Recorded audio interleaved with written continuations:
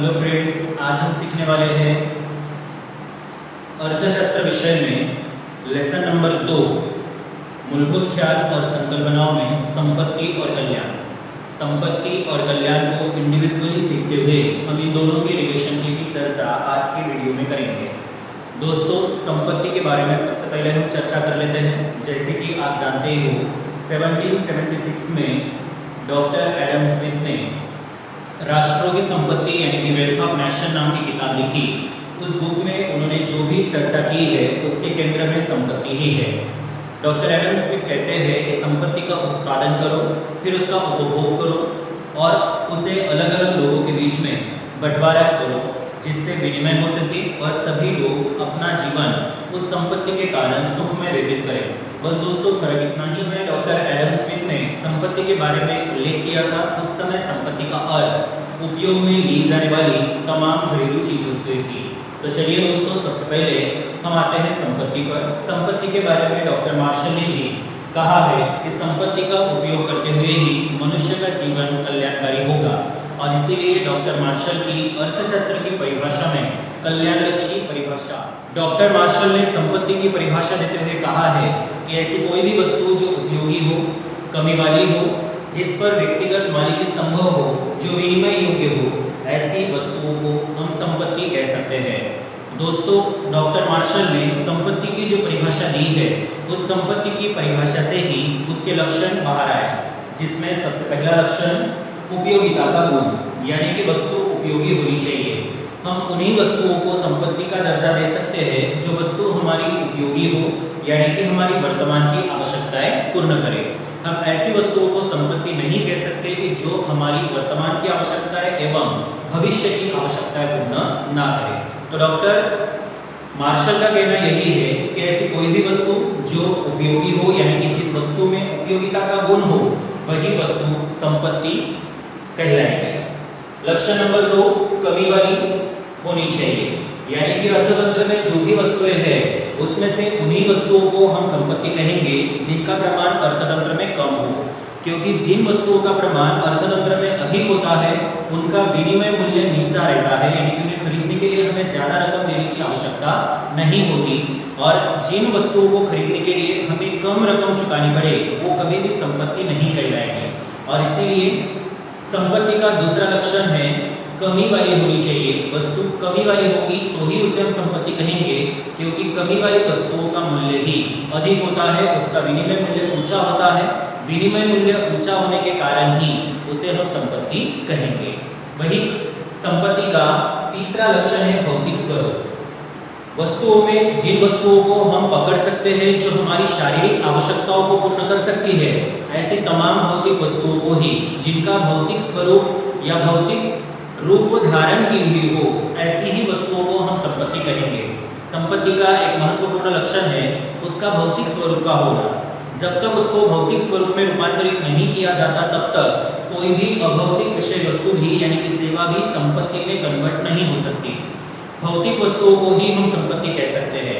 फिर यदि प्रश्न ये आता है कि यदि किसी व्यक्ति के पास उसकी विचारधारा है, जिस विचारधारा को यदि उसने भौतिक स्वरूप दिया, तो क्या वो संपत्ति बन सकती है? तो जवाब है हाँ। यदि किसी व्यक्ति के दिमाग में कोई विचार है, कोई अच्छा सा लेख है, कोई फार्मूला है जिससे वो कोई नई वस्तु बना सकता है, लेकिन जब तक वो उसके दिमाग के अंदर है, यानी कि मानसिक रूप में, तब तक वो संपत्ति नहीं कहलाएगी। जैसे ही वो उसे भौतिक स्वरूप दे देता है, वैसे ही वो संपत्ति बन जाएगी। यानी कि जैसे कोई लेखक है, लेखक के दिमाग में प्लान है कि मैं इस टॉपिक के ऊपर ऐसी बुक लिखूंगा, जब तक उसके दिमाग में वो विचार है तब तक उसने उसे बाह्य स्वरूप नहीं दिया, भौतिक रूप उसका धारण नहीं हुआ, तब तक वो संपत्ति नहीं कहलाएगी। लेकिन जैसे ही वो किताब लिख लेगा, किताब को पब्लिश करेंगे, वैसे ही किताब ने बाह्य स्वरूप धारण कर लिया तो वो संपत्ति बन जाएगी। दोस्तों, संपत्ति का चौथा लक्षण है विनिमय योग्य होनी चाहिए। संपत्ति उन्हीं वस्तुओं को कहा जाएगा जिसका विनिमय सरलता से हो, क्योंकि यदि किसी वस्तु का विनिमय नहीं होगा तो उस वस्तु से हम कोई भी आवश्यकता, वो वर्तमान की हो या भविष्य की, उसे कभी भी पूर्ण नहीं कर पाएंगे। और इसीलिए संपत्ति के लक्षण में एक महत्वपूर्ण लक्षण है विनिमय योग्य होना चाहिए। विनिमय योग्य होने से हम संपत्ति को कभी भी धारण कर सकते हैं, उसे कभी भी बेच सकते हैं। वर्तमान में बेचेंगे तो वर्तमान की आवश्यकता पूर्ण होगी, और यदि वर्तमान के अलावा हमने भविष्य में उसे बेची तो भविष्य की भी आवश्यकता पूर्ण होगी। और इस तरह से हम कह सकते हैं कि हमारे पास रहे हुए गोल्ड की ज्वेलरी, डायमंड, महंगा घर, महंगी गाड़ी, ये सभी हमारी संपत्ति कहलाती हैं। और पांचवा लक्षण है टिकाऊपन का गुण। संपत्ति उसे ही कहा जाएगा जिसमें टिकाऊपन का गुण हो, यानी कि जिसका बार बार उपयोग करने के बावजूद भी वो वस्तु वैसी की वैसी ही रहे, जिसका लंबे समय तक हम उपयोग कर सके। एक बार उपयोग करते ही वस्तु यदि अपने आप नष्ट हो जाती है या यूज करने के बाद वो उसका दूसरी बार हम यूज नहीं कर सकते हैं, ऐसी किसी भी चीजों को हम संपत्ति नहीं कह सकते।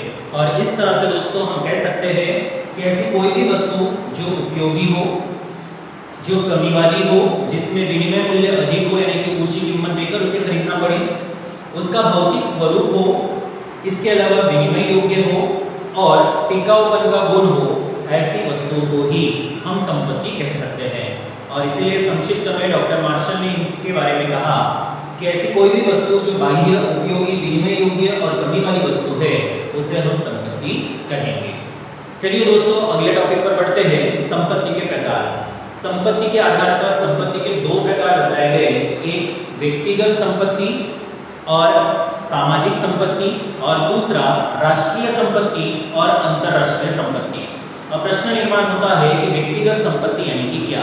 तो व्यक्तिगत संपत्ति अर्थात ऐसी संपत्ति कि जिस पर किसी एक व्यक्ति का अधिकार केंद्रित हो, यानी कि ऐसी संपत्ति जिस पर किसी एक व्यक्ति का ही अधिकार दिखाई दे, तो उसे हम व्यक्तिगत संपत्ति कहेंगे। जैसे आपका घर आपके पापा के मालिकी का हो तो उस पर व्यक्तिगत मालिकी है। वही दोस्तों सामाजिक संपत्ति अर्थात जिस पर व्यक्तिगत मालिकी ना हो, किसी एक व्यक्ति का अधिकार न होकर उस संपत्ति पर पूरे समूह का या समाज का अधिकार हो, तो उसे हम सामाजिक संपत्ति कहेंगे। जैसे आपके समाज का कोई टेम्पल हो, आपके समाज के कोई भी ऐसे भवन हो, तो वो संपत्ति सामाजिक संपत्ति है, क्योंकि उस पर किसी एक व्यक्ति का अधिकार न होकर पूरे समूह का या समाज का अधिकार है, इसलिए उसे सामूहिक संपत्ति या सामाजिक संपत्ति कहा जाएगा।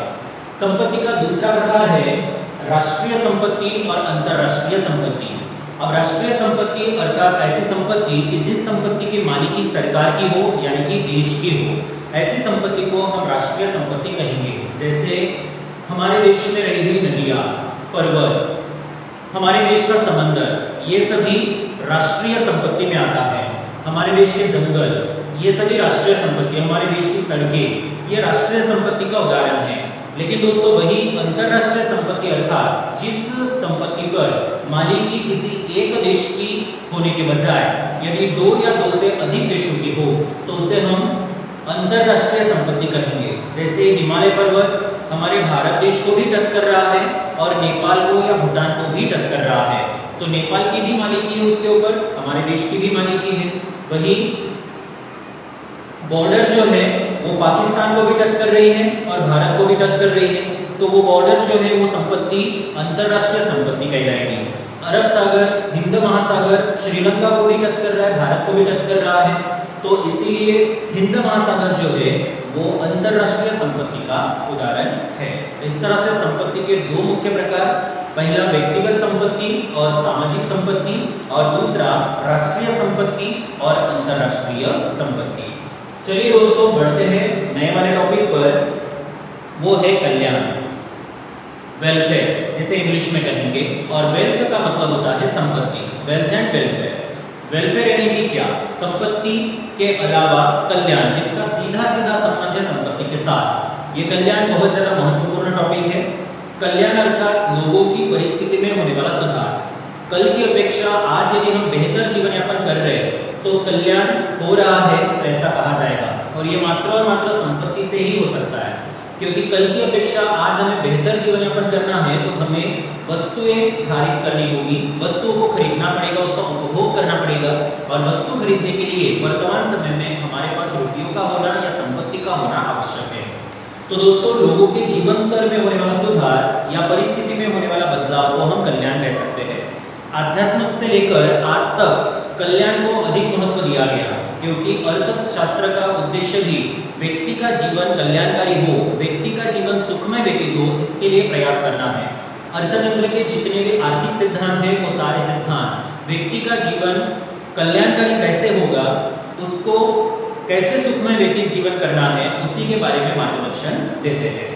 दोस्तों, कल्याण के दो प्रकार बताए गए हैं। सबसे पहला प्रकार है व्यक्तिगत कल्याण और दूसरा प्रकार है सामूहिक कल्याण यानी कि सामाजिक कल्याण।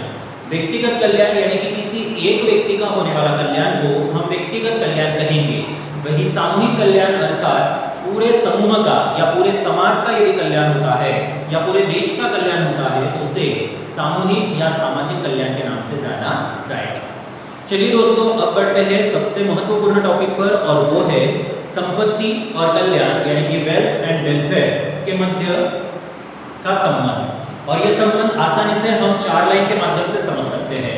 सबसे पहली बात याद रखनी है, यदि किसी व्यक्ति की संपत्ति में वृद्धि हो तो उस व्यक्ति का कल्याण 100% होगा। अगर किसी व्यक्ति की संपत्ति बढ़ रही है तो उस व्यक्ति का कल्याण 100% होता है। व्यक्तिगत संपत्ति अगर बढ़ी तो व्यक्तिगत कल्याण होगा। लेकिन दोस्तों, यदि देश की संपत्ति बढ़ती है, पूरे इंडिया की या किसी भी समाज की संपत्ति बढ़ती है, तो ऐसा जरूरी नहीं है कि पूरे समाज का या पूरे देश का कल्याण होगा। क्योंकि यदि आय का असमान वितरण किया गया हो, क्योंकि हमारे देश में आय का असमान वितरण तो है ही, अमीर अमीर होते जा रहे हैं, गरीब गरीब होते जा रहे हैं। गरीबों के हिस्सों में बहुत कम इनकम आती है, जबकि अमीरों के हिस्से में बहुत ज्यादा इनकम आती है। तो कहने का अर्थ यह है कि किसी एक व्यक्ति की यानी कि व्यक्तिगत संपत्ति में वृद्धि हो तो उस व्यक्ति का कल्याण तो होगा ही, इसमें कोई दो राय नहीं है, कोई डाउट भी नहीं है। लेकिन अगर देश की संपत्ति बढ़ती है तो पूरे देश का कल्याण होना चाहिए, लेकिन देश का कल्याण होगा ही ऐसा जरूरी नहीं है। यदि देश में आय का असमान वितरण किया गया हो तो देश की संपत्ति बढ़ने के बावजूद भी मात्र कुछ लोगों का ही कल्याण होगा, संपूर्ण अर्थतंत्र का कल्याण नहीं होगा। और इसीलिए हम कह सकते हैं कि व्यक्तिगत संपत्ति का सीधा रिलेशन है व्यक्तिगत कल्याण के साथ, लेकिन राष्ट्रीय संपत्ति का सीधा रिलेशन राष्ट्रीय कल्याण के साथ नहीं है। यदि आय की असमान वितरण हो रही हो तो देश की संपत्ति बढ़ने के बावजूद भी संपूर्ण देश का विकास नहीं होगा, संपूर्ण देश का कल्याण नहीं होगा। तो दोस्तों, आज के वीडियो में हमने जो टॉपिक कवर किए वो है वेल्थ एंड वेलफेयर यानी कि संपत्ति और कल्याण।